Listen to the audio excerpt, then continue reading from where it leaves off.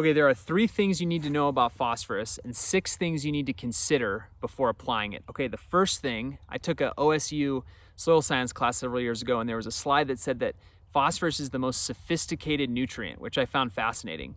And the more I've learned about it, that's 100% true. It's highly biological.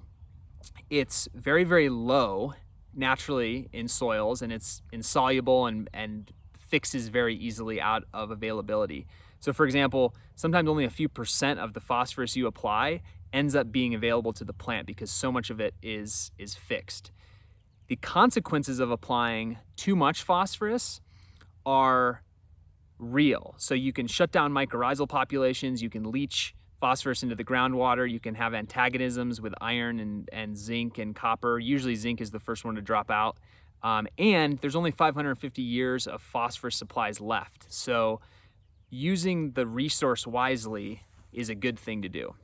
So how do you decide when to apply phosphorus? I think about 6 things. The first is the Logan Labs standard test, which looks at the total amount of potentially available phosphorus in your soil using a Mehlich 3 extraction. And you know, it's not the best technique in, say, soils high in bicarbonate. There's another lab test called Olsen bicarbonate that's a little better. And through a lot of research, I've found that the Morgan test might be the best test for phosphorus, but it doesn't really matter. And the reason is you're using different extraction methodologies to look at the same thing, which is the plant going to get phosphorus? So then I immediately go to the Logan Labs saturated paste analysis and see how much of that phosphorus is flowing into solution from organic matter and mineral dissolution.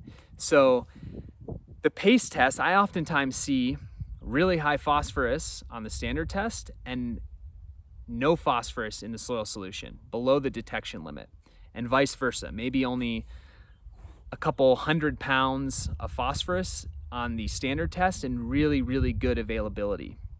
So it's important to use those 2 tests together, and that's the most powerful way to look at phosphorus. However, that's not the whole picture. That's probably only 10% of it.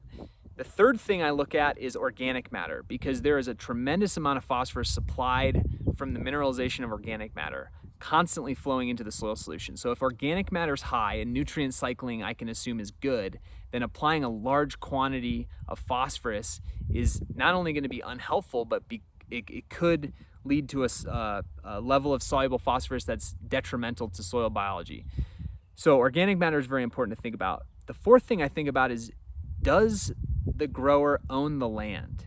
Because phosphorus is a long-term investment and it's very pricey. So you don't want to make a huge application of phosphorus if only 18% of it is going to be available to the plant.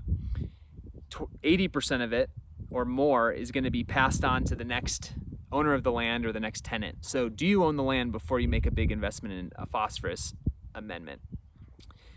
The fifth thing I think about is tissue testing and sap testing. There are so many variables, from temperature, moisture, biology, crop.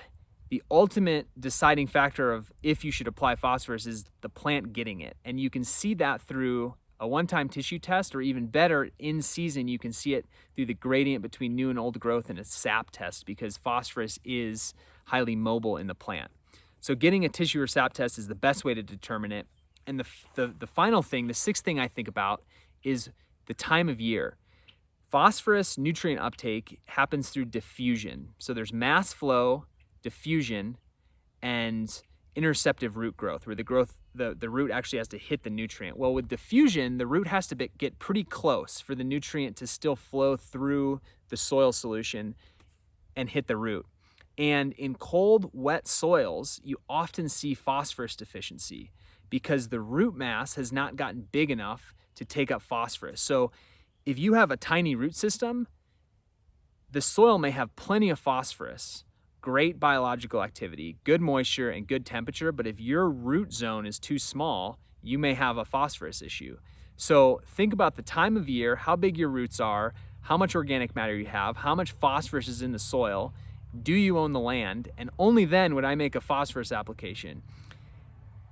Now, I am a fan, like pretty much all nutrients, is to slowly build them over time, year after year. And that definitely applies to phosphorus to avoid over-application. There's a technique, which I'll talk about in the next video, to help maintain more phosphorus availability once it's applied. Because like I said, sometimes 80% is fixed as soon as it enters the soil, and that's just money disappearing.